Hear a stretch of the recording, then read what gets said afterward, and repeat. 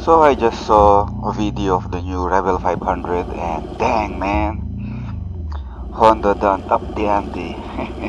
Yeah. And by the new Rebel 500 I mean, the 2020 Honda Rebel 500. They made changes to the bike and while it still looks the same, still pretty much the same minimalist bobber style cruiser that it was. But the changes Honda made really got me excited, man. It was like they were listening to the comments and suggestions of reviewers and potential customers alike. Now, I'm really glad I had decided to hold off buying a new bike until early next year. On the downside, my choices just got really difficult. Yeah, it was a it was a close race between the Vulcan S and the Rebel 500 in my mind, with the Vulcan S just barely managing to get ahead. Now, with the new changes to the Rebel 500, the race just got really tight indeed, man. For starters, they changed the speedometer. Oh, it was still circular or cylindrical, if you will, but the display was no longer just a rectangle, but was now a half circle, which is something at least. It was definitely better than that rectangular display in my book. Now, I don't know if they upgraded the display's backlighting though. If memory serves, that was one of the complaints some people had about the old speedometer display. Yeah, some people were having problems seeing the display during the day when the sun was out and shining brightly. Hopefully, they did something about that as well. To boot, they added a gear indicator. A gear indicator, man, I can't believe it. It was the one thing that really made up my mind for me when I was comparing the Rebel 500 and the Vulcan S way back then. The Vulcan S had it, the Rebel 500 didn't. Now I admit it's not really that big a deal in the grand scheme of things. Heck, it's not even that big a deal in the world of motorcycling in general. I'm sure there are a lot of riders out there that don't give a damn about gear indicators. They can ride just fine without one. For me though, a gear indicator is a big plus when looking at a bike. It's just one little convenience that you appreciate and find really handy when you have it. Yeah, I'm really spoiled, man, when it comes to that. I admit it. I've been spoiled by my RS150 and my Z1000R, both of which have gear indicators. So I can just imagine how happy and excited I was at finding out that the new Rebel 500 will have a gear indicator as well. They also changed the headlight. It's still a circular headlight, but it's now an LED headlight. Now, some might find this a good thing, and for some, not so much. They might even go as far as saying that an LED headlight will contrast with the bike's old school looks.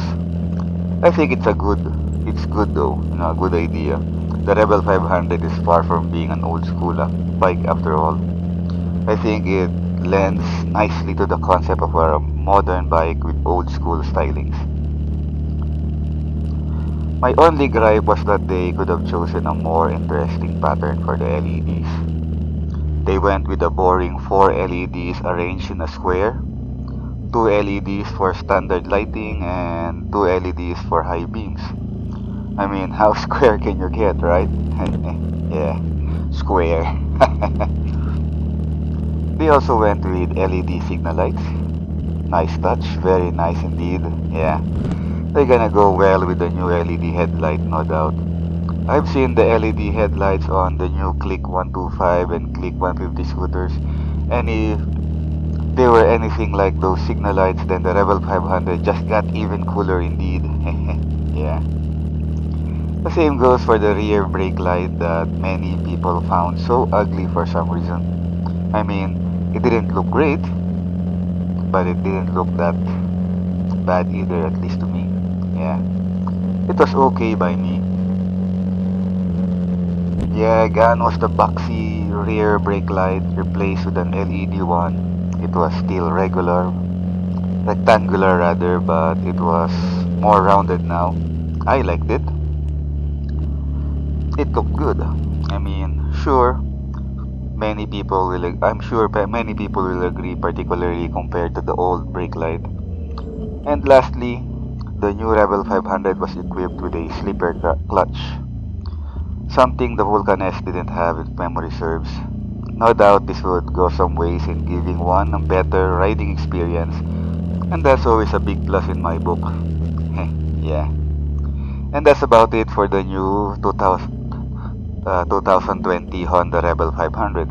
And I'm finding myself giddy with excitement indeed. Yeah.